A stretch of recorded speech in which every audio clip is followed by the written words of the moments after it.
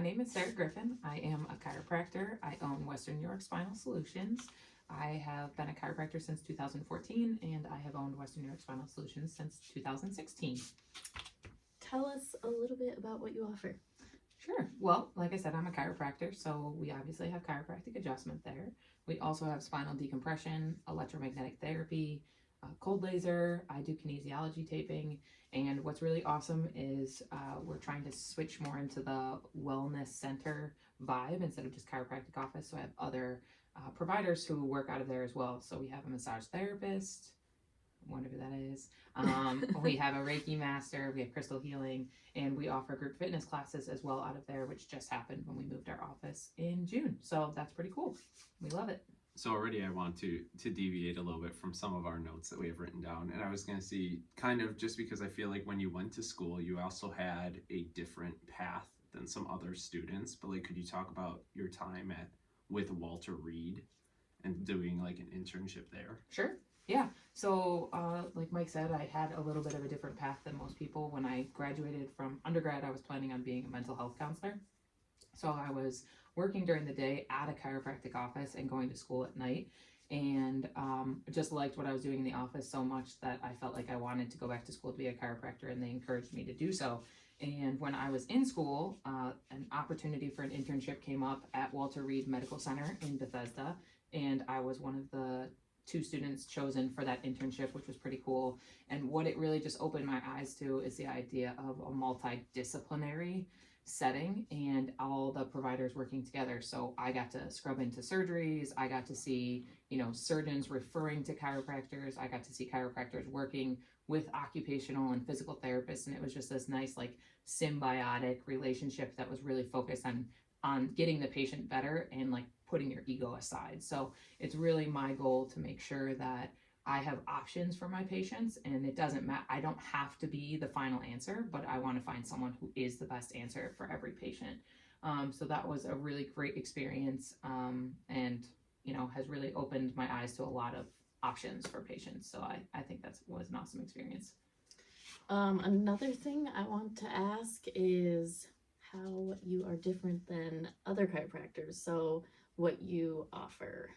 So I was traditionally trained, and by traditionally I mean like what you see on chiropractic TikTok, which can be a little cringy sometimes, but manually. I can adjust manually. But when I was working for the chiropractor, when I went back to school, he did instrument-based adjusting. He used something called the activator, and it is a very specific set of rules you use to find what you're going to adjust on each patient, as well as an instrument that provides the adjustment. And so my office still is an instrument-based adjustment. It's very gentle but effective, and it opens the doors to being able to treat a lot more things and people who may not do well with a traditional manual adjustment. So we still practice in that way in my office.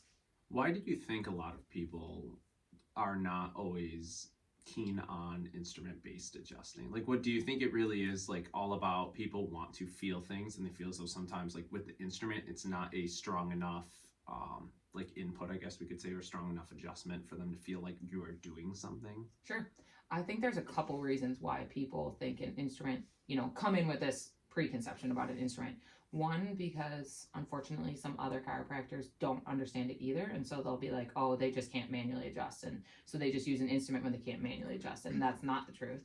And 2, there is sometimes this immediate release or a rush of endorphins you get when you manually crack something. When you have that gas release from the joint right then, you can get this little rush of endorphins. But really what's happening is when you're adjusting someone, whether it's manual or otherwise, you are trying to stimulate the nervous system. So it doesn't matter about that rush of endorphins. You're stimulating receptors around every joint in the body. And as you adjust them, that nervous system takes the input, sends it to the brain, and the brain is like, oh yeah, I need to be moving my right SI better, and then resets the movement pattern, and then that's what changes. So oftentimes with a new patient, it's really important for me that I educate anyone coming in. It's going to feel light, but it's really the speed of the instrument that matters, and as your body takes that input and process it, you will notice changes a couple hours later. And many times I will have a new patient come back and they're like, you're right, I was sore after my first adjustment. It didn't seem like I was going to be. But that's why, it's big for me to make sure I'm educating patients on the difference. And I think there's a couple reasons why, but they can all be easily explained as long as you're willing to take the time to educate.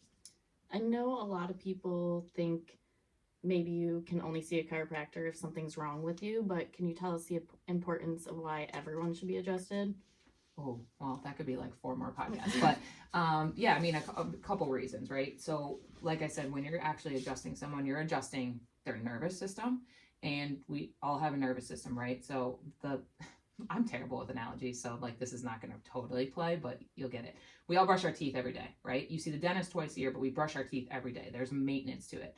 Well, we're using our spines, which house our nervous system, all the time. And our nervous system is being used 24/7. So we're talking about the brain, the spinal cord, the exiting nerve roots. And when you're adjusting someone, you're adjusting the nervous system. So it's really about nervous system optimization. If anyone has a nervous system, just like you have teeth, you're brushing your teeth, you should probably be getting adjusted. You don't have to do it on a daily basis, but that's one. So you could do it for performance. You could do it for pain. You could do it for even like I'll talk about if you want to get into like sympathetic and parasympathetic nervous system. We're living, all of us, in this state of constant fight or flight. We were not designed to be living in it for that long. So in order to kind of push us more into that parasympathetic nervous system state, you can adjust and hopefully like even things out and create more balance. So there's a lot of reasons, like you said, outside of like, oh, my back hurts, I should go see a chiropractor. But for nervous system regulation and balance, for performance, and just general mobility. I think a big problem with us getting older is if we're not mobile now, you're definitely not going to be mobile later. Like there's all sorts of stuff out there, like you lose muscle mass as you age, you lose nervous system connectivity. So anything we can do to promote that earlier is better for us. Do you have an age limit? For instance, like how old someone has to be? Do they have to be a certain age? Can they not be too old?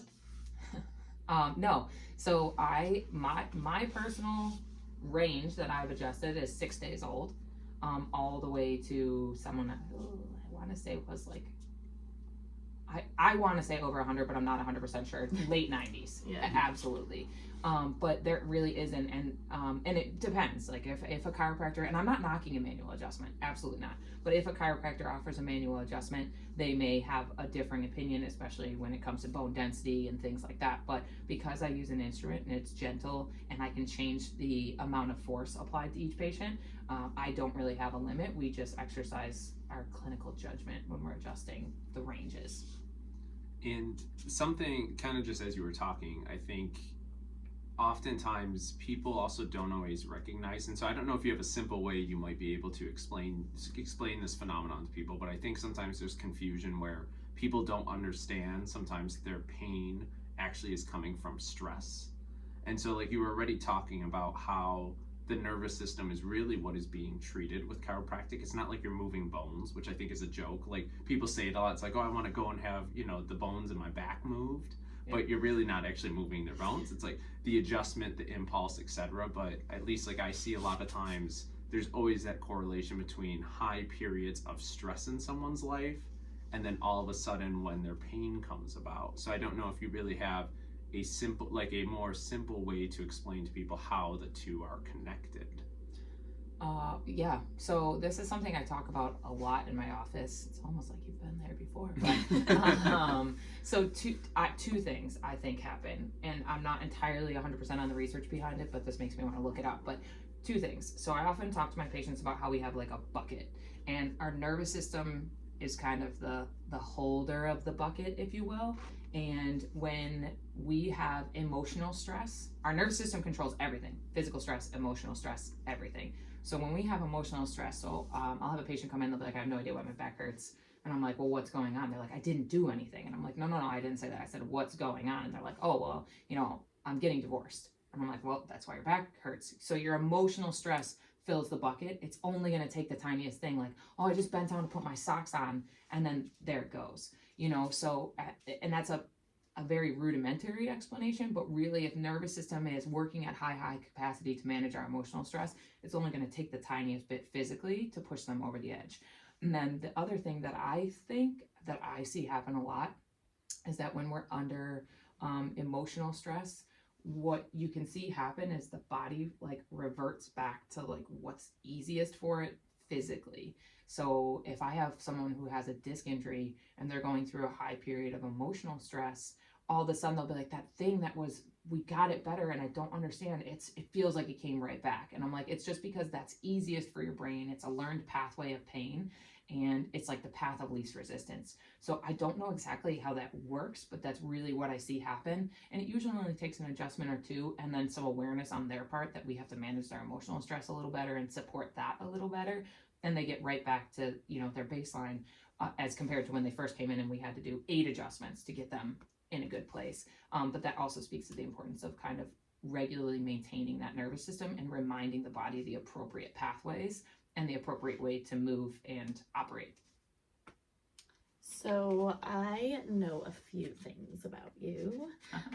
I know you're in school trying to get your master's, you own a business, you have employees, you're a wife, you're a stepmom. How do you try to balance all the things? Well, you know, it's like all about nervous system, right? Like we just talked about. You know, so a big thing that I've tried to work on the last couple of years, because one, I like to stay busy. So like for me, that's prime. If I'm not busy, I'm looking for something to do. So I like being in school. I like learning.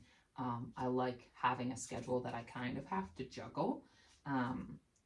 But what I've learned is that, like we said, there's like this sympathetic and there's this parasympathetic nervous system. So when I'm pushing towards that fight or flight response and my sympathetic response is getting really high, that's a time when I have to try and like plug in and take care of myself. And I'll like find myself going back to like, hey, I got to get back on my morning routine. I got to start journaling. I have to maybe think about meditation. I have to hit my electromagnetic therapy table, because that just kind of helps me unwind a little bit. I have to schedule a Reiki session, or get a massage. And then sometimes I'm really energized and everything's like firing on all cylinders. And that's the time that I'm like, okay, hey, I got to really like hit my creative side. Like I'm thinking about writing a book, so I got to start like mapping that out. Or I am thinking about creating a wellness membership in my office. Let's map that out. So I've just got to kind of like plug and play into whatever my body and my nervous system is telling me. So, but a big thing for me, I think the way that I juggle it all is by planning ahead. And another thing that I've been working on is habit stacking. So instead of being like, I'm going to do 20 things, I'm going to be super great at them all right now, I'm like, I'm going to work on this little thing. And for me, like recently, an example is I've been trying to drink electrolytes because it makes my body feel better. So I'm like, I'm going to drink electrolytes and I'm going to do it every single day for a couple weeks. And then when I really have that habit established, then I'm also going to, you know, start, I don't know, journaling. And then I'm going to journal every day for a couple weeks while I'm drinking my electrolytes. And then once that's established, then add and add and add. Because I think a lot of times people think, and this works for some people, like you got to make the full overhaul and you got to do it all right now, but like it doesn't work for me and I tend to burn out really quickly. So I just try and like do a slow build and then just keep adding. If that answers your question. Yeah, definitely. Now, because it seems like you don't have enough going on in your life, you've also recently just become a speaker for Parker seminars that is run by Dr. William Morgan, who is the president of Parker University, and you'll be speaking in Vegas this upcoming February. So I guess, how do you handle juggling everything else on top of that? And I know because you've already spoken once, it's like, how have you enjoyed that? Or twice, actually, 2 times. So you've already spoken twice. How have you enjoyed both of those? And maybe that also ties into a little bit of our last podcast about fear. Do you have any fear towards speaking at those? I mean, I think people aren't lying if they say they don't get some sort of jitters. I mean, although this has been really cool, and if you happen to be a guest on the podcast, you guys make it awesome. But you know, I think people are lying too if they say they don't get some sort of natural. It's your sympathetic nervous system. I mean, we could just talk about the nervous system all day. It's a natural response, but I loved it. It was great. That is something that I went to my first Parker seminar. I think it was maybe my first or second year in practice with my old boss, and I left being like, oh my God, I cried at all these speakers. I feel so invigorated. Like I'm going to do that someday. I'm going to be up there. And now I am, which is pretty cool. And it's awesome to try. Like I said, you got to take the time to educate your patients. Like we also have to educate like the future that's upcoming. So if you're, no matter what your profession is, you should always want your profession to be elevated and be, you don't have to be a part of elevating it, but then if you're not, you're probably not the best in your field, right? So it's, and I'm not saying I'm the best in my field, but like you should want to elevate the whole profession. And so that's really what it's done for me. So Parker is a very well-run organization. Everything they do is just like on nails, but it's been awesome. I've really loved educating people who are already in practice or trying to like reinvigorate them, because sometimes when you get caught up in all, like when you get in that sympathetic fight or flight for a long time, when you're running a business, it can be very draining. So finding a way to plug back in and like reinvigorate yourself, and Parker provides that. It's cool to be a part of that. I think one thing I do want to ask, because you are being so kind and gracious and giving away to 2 people 2 pulse electromagnetic field therapy table therapies. I clearly don't even know how to say it. Sessions, thank you. Could you tell the people what the heck that means? Sure. So electromagnetic therapy, and I'm just going to touch the tip of the iceberg here, is something that you can use to basically like replenish everything we've been talking about. So every cell needs a certain amount of energy to heal, to regenerate, to pull nutrients in, and to push waste products out. And if you were to study tissues with a chronic injury, you could see that the energy around those cells is actually very, very low. And that's why they kind of get stuck in this state of chronic inflammation and pain and not healing. So electromagnetic therapy, outside of helping with general circulation and blood flow, can help like to heal tissues that are kind of stuck. And we've used it for anything from wellness to like, hey, I just need like more energy, I need better rest, to improved range of motion, to healing over time, hamstring tears. I'm trying to think of the things we've done. Hamstring tears, stress fractures, tendonitis, some jaw pain, people with headaches, post-concussion, stuff like that. So, and it's a very gentle therapy, very few contraindications, but that has been an awesome therapy. So sessions range from 30 to 60 minutes, and you can kind of do it however you want, but we would work with each patient on that. Awesome. Awesome. I guess maybe just kind of wrap everything up all together. Is there anything, maybe like words of wisdom you would have, either just for general people who might be suffering from pain, or even if you have something to say to like students who might be in chiropractic school, or just life in general? You're gonna have me pick one. Well, or you can do multiple if you have multiple answers. Well, I have 2 things then. So for people suffering in pain, just in general, whether it's emotional or physical, like you don't have to do it alone. And I know there's a lot of information out there, but part of the thing is just finding someone who will listen to what you're feeling, and it doesn't have to be me. It can be anyone, preferably a professional, like someone who will listen to what you are saying and find the right person to help that. So just know that you don't have to do it all by yourself. And there's a lot of information on the internet, and it's good and it's bad. But just try and find someone who will help you like work through it together. And then the second thing, because Emily said this and I didn't really answer it when you were talking about Parker seminars, is like the whole idea of fear. And I feel like the big thing in my life, like, yeah, you can be nervous, but like fear is kind of a useless emotion, right? So when I feel fearful, what I try and tell myself is I'm just like so excited to do this thing. Like I'm so excited that I'm a little nervous, but like excitement is a positive energy that you can feed off of, whereas fear is kind of just like soul sucking. And I understand that there are big things out there. It's not just like public speaking that are fear inducing, but just keep in mind that when you feel afraid, that everyone's just out here doing their best. And the people that are going to mind that you're fearful, they don't freaking matter. They don't. And the people who don't care are the people that matter. Like those are the people that are supporting you. And life is too short to like be afraid. Honestly, we don't have time. Like I keep coming back to this idea that, and especially this year, that your life is going to go by so fast, and you think you have all this time, and we don't know how much time you have, and it's gonna go by way faster than you think. Like I still feel like I should be like 18, And I'm like, how the frick did I get to this age? Like, I don't know. But that went by so fast, and the second half's gonna go by even faster. So you just like do your best. Like, get out there and try. And like, the people who are going to matter won't mind. They're gonna know you're doing your best, and they're gonna support you in that. So, that's my big takeaway today, I guess. So That was awesome. Yep. Thank you so well, much for thank you for having me. This was a lot of doing fun. this. I was gonna say no. That Can't was wait to come back. that was a great way. It was a great way to end. It's like great advice for everyone to leave